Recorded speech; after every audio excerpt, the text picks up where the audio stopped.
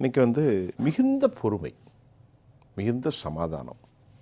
கேளுங்க, ஐயா டிஜிஎஸ் தினகரன் அவர்கள் சொல்வார்கள், பொறுமை பொறுமை பொறுமை. ஒரு எல்லையற்று போகின்ற போது தமிழ்நாட்டில் எல்லோருமே சொல்கிறார்கள், சசிகலா என்பவர் மட்டும்தான் இந்த கட்சியை நிலைநிறுத்த முடியும். இது அதிமுகவில் மட்டும் இல்லை, டிஎம்கேவுடைய முகாம்களிலும் பேசுகிறாங்க, பேசப்பட்டு கொண்டே இருக்கிறது. ஆனால் திட்டமிட்டு நடத்தப்பட்ட இந்த நன்றி என்ன சொல்கிறது எப்படி பார்க்குறீங்க? நானும் கூட வார்த்தைகளை கவனமாகத்தான் பயன்படுத்த வேண்டும். அதாவது வி.கே. சசிகலா அம்மாவுடைய 42 ஆண்டு கால பொது வாழ்க்கையை பார்த்தீங்களா, உடலும் உள்ளமும் இந்த இயக்கத்துக்காக தன்னை அர்ப்பணித்து ஒரு பிரம்மச்சாரியாக அவர் வாழ்ந்து கொண்டிருக்கின்றார். அதாவது பல தலைவர்களை உருவாக்கியவர், பல உள்ளாட்சி தலைவர்களை உருவாக்கியவர், பல எம்எல்ஏக்களை உருவாக்கியவர், பல எம்பிக்களை உருவாக்கியவர், பல மாநில அமைச்சர்களை உருவாக்கியவர், பல மத்திய அமைச்சர்களை உருவாக்கியவர் தான் தியாக தலைவி சின்னம்மா.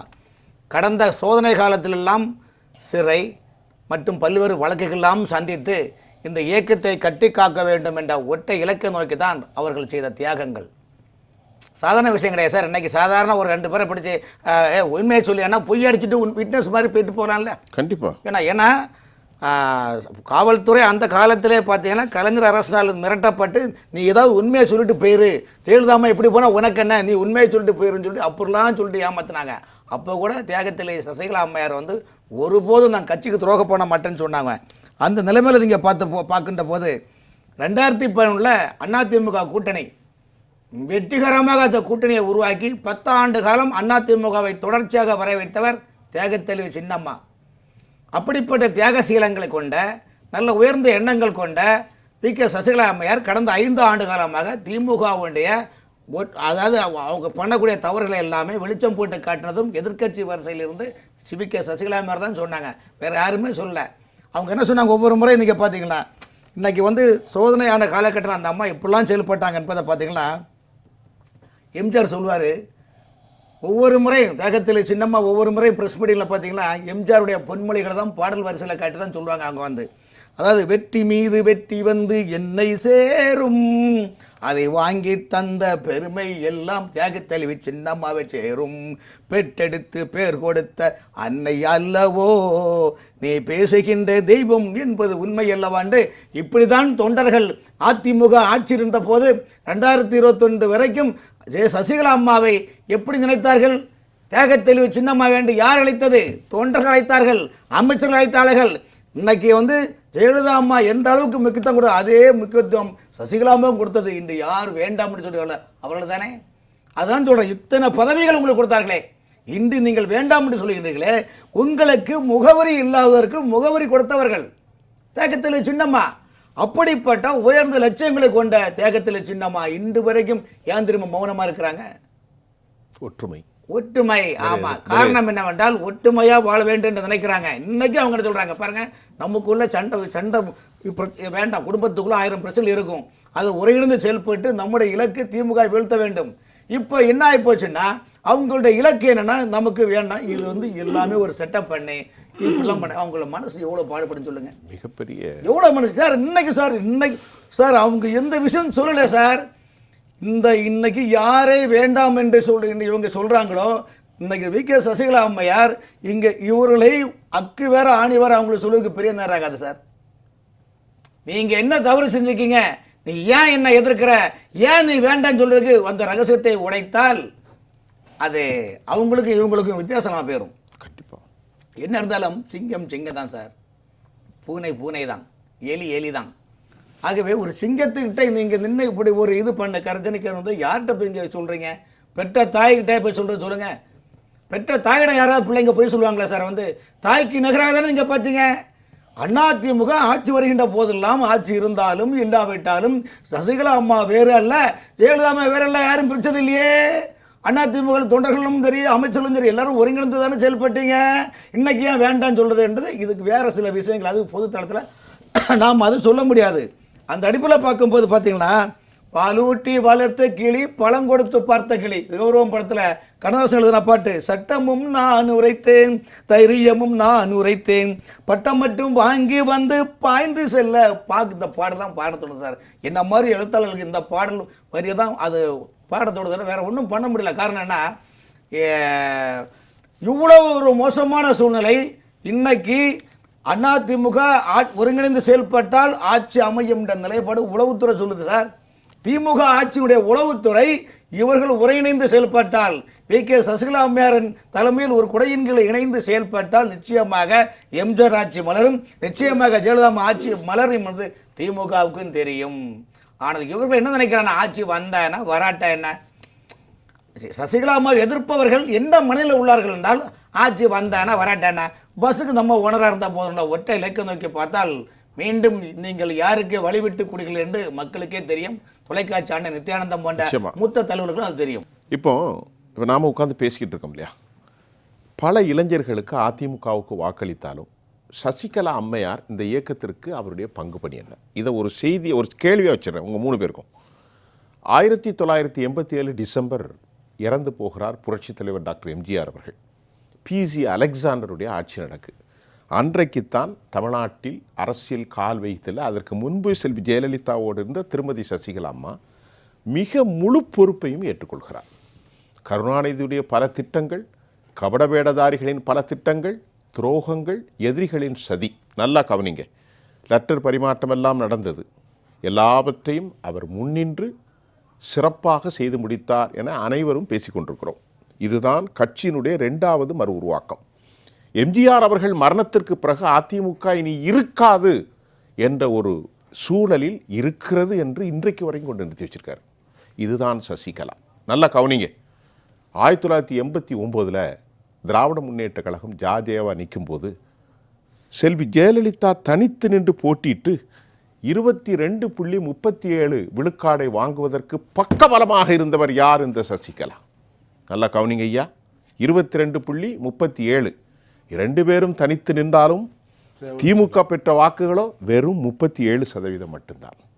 1991ஆம் ஆண்டு தமிழ்நாட்டில் வரலாறு காணாத வெற்றியை அதிமுக பெற்றது. அப்பொழுது அதிமுகவின் வரலாறு என்ன? 59.79%. அன்றைக்கு தமிழ்நாடு முழுவதும் வேட்பாளர்களை தேர்ந்தெடுத்தது இந்த சசிகலா. தமிழ்நாடு முழுவதும் அமைச்சர்களை வெற்றியின் பாதையில் போடப்பட்டது சசிகலா. 1996ஆம் ஆண்டு ஒரு வேடதாரிகளால் பொய் வழக்கு புனையப்பட்டதை, அவர் மீது சிறையில் வைத்து பல பொய் வழக்குகளை போட்டார்களே, கொஞ்சமும் மனசாட்சி இல்லாமல் தண்ணீரில் சோப்பு குவிலை கவிழ்ந்தார்களே, உன் அன்பு சகோதரிக்கு எதிராக ஒரு சாட்சி சொல்லாமா என்று சொன்னார்களே, அப்போதும் தியாகத்தோடு இருந்தவர் இந்த சசிகலா. 1998ஆம் ஆண்டு கோவை குண்டுவெடிப்பின் போது மகத்தான வெற்றியை இந்த கட்சி மீண்டும் பெற்றது. 2001 மீண்டும் ஆட்சிக்கு வந்தது. 2006 மைனாரிட்டியாக இருந்தது. அப்போதும் அம்மாவோடு இணைந்தவர் இந்த சசிகலா. 2011 மாபெரும் வெற்றி பெற்றது. அப்போதும் அம்மாவோடு இந்த வெற்றி கொண்டு வந்தவர் திருமதி சசிகலா. 2016 மரணத்திற்கு பின்பு நீங்கள் வர வேண்டும் என்று சொன்னபோது நான் வரமாட்டேன், ஓபிஎஸ்ஸே இருக்க சொல்லுங்கள். அதற்கு பிறகு எல்லோரும் வந்து அழுதார்கள். மதுசூதனன் நின்றார். 19வது இடத்தில் நின்றவர் தான் இந்த பழனிசாமி. உனக்கு என்ன துரோகம் செய்தார்? பரப்பை வெட்டினாரா? குடும்பத்தில் பங்காளியாக வந்து எது கேட்டாரா? உனக்கு எதிராக ஏதாவது செய்தாரா? சொல்லுங்கள். வரலாற்றை பின்னோக்கி பார்க்கும் தமிழ்நாட்டில் அதிமுக என்று ஒரு கட்சி இருந்தால் யார் இந்த சசிகலா என்று கேட்டால் இவ்வளவு இருக்கிறது. சந்திரலேகா சொல்கிறார், ஜெயலலிதாவை ஒரு தாயை போல் பார்த்துக்கொண்டார் இந்த சசிகலா. இப்பொழுது யார் அந்த சசிகலா என்று சொல்லிவிடுகிறேன். நான் யாருக்கும் சொல்லவில்லை, திமுக காரர்கள் அல்ல, அதிமுக தொண்டர்களுக்கு மட்டும்தான். பேசுங்கள், பேசுங்கள். உங்களுடைய அந்த கருத்துக்களை யார் வேணாலும் கருத்து தெரிவிங்க. நீங்கள் உங்களுடைய கருத்துக்களை பகிர்ந்து கொள்ளுங்கள். இன்னைக்கு தொண்டரணி வந்து கொண்டிருக்கிறது, பேசி கொண்டிருக்கிறோம், பார்த்து கொண்டிருக்கிறோம். நீங்கள் இவ்வளோ வரலாறு சொன்னீங்க. சசிகலா அம்மையார் இந்த ஆட்சிக்காக இந்த கட்சியை கட்டமைத்து ஆட்சி வரவழைத்து கட்சியுடைய ஒற்றுமைக்கும் எவ்வளோ கஷ்டப்பட்டு எவ்வளோ கட்டமைப்பு உருவாக்கி இருக்காங்க நீங்கள் சொன்னீங்க. அதில் இன்னொரு ரகசியம் சொல்கிறேன். சொல்லுங்கள். எம்ஜிஆர் காலமாகிறார். காலமாகனா ப. சிதம்பரத்துக்கு முதலமைச்சர் பதவி மேலே ஒரு ஆசை. அவர் என்ன, ப. சிதம்பரம் போய் கலைஞரை கேட்குறாரு, ஐயா எனக்கு இந்த எப்படியாவது முதலமைச்சர் ஆகணும், ஏதாவது வாய்ப்பு கொடுங்கன்னு. கலைஞர் என்ன பண்ணார் தெரியுமா? அழகாக தள்ளி விட்டு நீ போயஸ் தோட்டத்தில் போய் கேளுன்னு சொல்லிட்டார். போயஸ் தோட்டத்தில் போய் கேட்கணும். ப. சிதம்பரம் ஒரு தூது விடுறாரு ஜெயலலிதா அம்மாவுக்கு. எப்படின்னா எனக்கு ஒரு வாய்ப்பு கொடுங்க, நான் முதலமைச்சர் ஆகணும்னு. அப்போ அங்கே அதிமுக அந்த வீட்டில் பார்த்தீங்கன்னா சசிகலா அம்மையார் தான். ஏங்க அது எப்படிங்க ஆக முடியும்? எம்ஜிஆர் காலமான பிறகு அது பிறகு அந்த அடுத்த உண்மையான ஒரு வாரிசு என்பது ஜெயலலிதா அம்மா தான். அப்போ நாங்கள் வராமல் உங்களுக்கு எப்படி கொடுக்க முடியும்? இதை எதுக்கு சொல்கிறேன்னா, இந்த சிறை வாசகம் போனாங்கல்ல, அந்த சிறையில் வந்து எல்லாமே மிகப்பெரிய நரித்தந்திரம். அந்த நரித்தந்திரத்தில் அன்னைக்கு பவரில் இருந்த ப. சிதம்பரம் அவர்கள், மத்தியில் பவரில் இருந்த ப. சிதம்பரம் அவர்கள் அந்த நமக்கு வாய்ப்பு தரவில்லையே என்ற வஞ்சகத்தை மனசில் வைத்து பழி வாங்கியதும் இந்த சிறை காலகட்டத்தோட கதையை சொல்கிறேன். இப்போ அன்னைக்கு அப்படிலாம் இருக்கின்ற போது இந்த கட்சி இந்த அளவுக்கு வடிவம் கொடுத்து யாருங்க காப்பது? இன்னைக்கு எதிர்க்கிறாங்களே, யாராவது ஒரு சிறை சென்றாங்களா? இன்னைக்கு எதிர்க்கக்கூடிய முன்னாள் தலைவர்கள், அமைச்சர்கள், எதிர்க்கட்சி தலைவர்கள் எல்லாருமே நாட்டு நட்டார்களா, களை பறித்தார்களா? கட்டப்பொம்மன் வசம் நாட்டு நட்டீர்களா, களை பறித்தாயா, அல்லது மஞ்சள் எடுத்து கொடுத்தாயா என்ற வசனத்தை போல் என்ன தியாகம் நீங்கள் செஞ்சீங்க? அப்போ அன்னைக்கு இவங்க சுதந்திர அதாவது சுதந்திரத்துக்கு பாடுபட்ட தலைவர்கள் எல்லாம் தியாகசீலர்கள் ஆனார்கள். அன்னைக்கு சுதந்திரம் வேண்டாம் என்னதில் வெள்ளக்காரங்கிட்ட அன்போ போட்டோம்னா இந்த நாடு நாடாக இருக்குமா சார்? சொல்லுங்கள். நீங்களோ நானோ அன்னை நித்யானந்தா அவர்களோ அல்லது சரணபெருமாளோ இப்படி சுதந்திரமாக பேச முடியுமா? அப்படி பேசக்கூடிய உரிமை கொடுப்பார்களா? இல்லையே. இந்த நாடு நமக்கு சொந்தம். அதே போல் இந்த அதிமுக எம்ஜிஆரில் உருவாக்கப்பட்டது, ஜெயலலிதா அம்மாள் கட்டமைக்கப்பட்டது. ஆகவே எம்ஜிஆருக்கு அடுத்தபடி ஜெயலலிதா அம்மா எப்படியோ அதே போல் ஜெயலலிதாவுக்கு அடுத்தபடி உண்மையான இந்த அதிமுக அரசியல் வாரிசு ஒன்றிய ஜெயலலிதா சசிகலா அம்மையார் தான். வேற யாருங்க ராயல்டி கொண்டாட முடியாது. அது நான் சொன்னதே சாட்சி. நான் சொன்னதே சாட்சி. ஆமா, ஆதாரப்பூர்வமாக இன்னைக்கும் போய் விக்கிபீடியால பாருங்க, அதிமுகவின் வரலாற்றை பாருங்கள். அவர்கள் பெற்றதை நான் பேசிக் கொண்டிருக்கின்ற போதே நான் ப்ரிப்பேரே வரல. நான் பேசிக் கொண்டிருக்கிற போதே எனக்கு தெரிந்த விவகாரங்கள் அனைத்தையும் உங்களுக்கு சொல்லிக் கொண்டே இப்படி உண்ட வீட்டுக்கு ரெண்டகம் செய்து இன்னைக்கு நீங்க யாருன்னு கேட்குறீங்களே. ஆனால் சசிகலா அம்மா ஏன் இவ்வளோ பொறுமையாக இருக்குன்னா, இன்னைக்கு பாருங்க, பொறுமையில் சிறந்த பூமியும் உண்டு, பொறுமையில் சிறந்த பூமியும் உண்டு, பூமியை மிஞ்சும் தாய் மனம் உண்டு, கோயிலில் ஒன்று குடும்பத்தில் ஒன்று, கருணையும் தாயும் கடவுளும் ஒன்று. அகத்தியர் படத்தில் உள்ள அந்த பாட்டில் வரி சார், இது எவ்வளோ அருமையான வரி. ஆமாம், இந்த பாட்டுக்கிட்ட நமக்குலாம் ஒரு கண்ணீர் கலங்கும். அப்படிப்பட்ட உயர்ந்த சிந்தனையை உள்ள இந்த அதிமுக கட்டி காத்து உங்களுக்கு இன்னைக்கு நீங்கள் ஒண்டியா சிலிப்பிட்டு போகிறதுக்கு அந்த கட்சி வச்சுருக்காங்க. சொல்லுங்கள் ஏங்க, எத்தனை லட்சம் தொண்டர்கள் சார், எத்தனாயிரம் தொண்டர்கள் இறந்துருக்காங்க அந்த கட்சி, எத்தனை பேர் ஜெயில் தண்டனை அடைஞ்சிருக்காங்க, எவ்வளோ பேர் கேஸ் வாங்கியிருக்காங்க, இன்றைக்கும் கேஸ் வாங்கியிருக்காங்களே. சொல்லுங்கள், இங்கே எந்த உழைப்பும் இல்லாமல் எந்த தியாகமும் இல்லாமல் இந்த கட்சி அப்படியே வழிப்பறி பண்ண மாதிரி பண்ணிக்கிட்டு நீங்கள் வேண்டாம் நீங்கள் யாருன்னு கேட்டால், இது ஒரு நாளைக்கு இவங்கெல்லாம் ஒன்றும் இல்லை சார், 1 மணி நேரம் நைட்டில் தூங்கும்போது அப்படியே மல்லக்கப்படுத்திட்டு கடந்து வந்த பாதையில் இவர்களாம் நினைச்சார்களே. ஆனால் அதுக்கப்புறம் நான் அதை விளக்கம் சொல்ல வரல. தமிழகத்தை பொறுத்தவரையிலும் இன்னைக்கு 2026 சட்டமன்ற தேர்தலை முன்னாச்சு இவ்வளோ பெரிய சதுரங்க வேலைகள் நடக்குது. முழுக்க வி.கே. சசிகலா அம்மாவை ஃபீல்டுக்கு வரவிடாமல் ஆக்குறதுக்கு 2 சைட்லையும் பிரச்சனை உள்ள ஒரு சதுரங்கம் நடக்குது. ஏன்னா தமிழ்நாட்டை பொறுத்த வரைக்கும் ஜெயலலிதா அம்மா இல்லாத நேரத்தில் இன்றைக்கி என்னென்னா, தமிழ்நாடு வந்து அரசு அதிமுக தொண்டர்களும் சரி, தமிழ்நாட்டு மக்களும் சரி, அதிமுக முகம் என்றால் அது வி.கே. சசிகலா அம்மையார் தான், வேறு யாரும் கிடையாது. அதனால் ஜெயலலிதா அம்மாவுடைய பிறந்தநாள் பிப்ரவரி இந்த மாதம் 24ஆம் தேதி வருது. இதற்கு பிறகு மிகப்பெரிய மாற்றங்கள் உருவாகும். அரசியல், தமிழக அரசியல் மிகப்பெரிய பிரளயங்கள் உருவாகும். சரவணபெருமாள் சொன்னது போல் 2011 தேமுதிக இன்னைக்கு எதிர்க்கட்சி வரிசையில் உட்காந்து அந்த கூட்டணியை உருவாக்கின பெருமை வி.கே. சசிகலா அம்மாவுக்கு தான் மட்டும் சேரும். கம்யூனிஸ்ட் ரைட்டு லெஃப்ட் 2 கட்சிக்கும் அழகாக சீட்டை கொடுத்து டக்குன்னு அந்த 2011 வெற்றிகரமான தேர்தலை நடத்தி அதிமுக 10 ஆண்டு காலம் ஆட்சி கொண்டிருந்த பெருமை வி.கே. சசிகலா அம்மாவுக்கு தான் சேரும். ஆகவே காலம் கடந்து இங்கே ஞானம் பெற வேண்டாம். ஆகவே அதிமுக தலைவர்கள் மீண்டும் ஒரு வாய்ப்பு, ஒற்றுமையாக இருந்து செயல்பட்டால் நிச்சயமாக நீங்கள் ஆட்சியை தக்க பிடிக்கலாம். இல்லாவிட்டால் fill in the blanks to your correct answer. இதுதான் நிலைப்பாடு.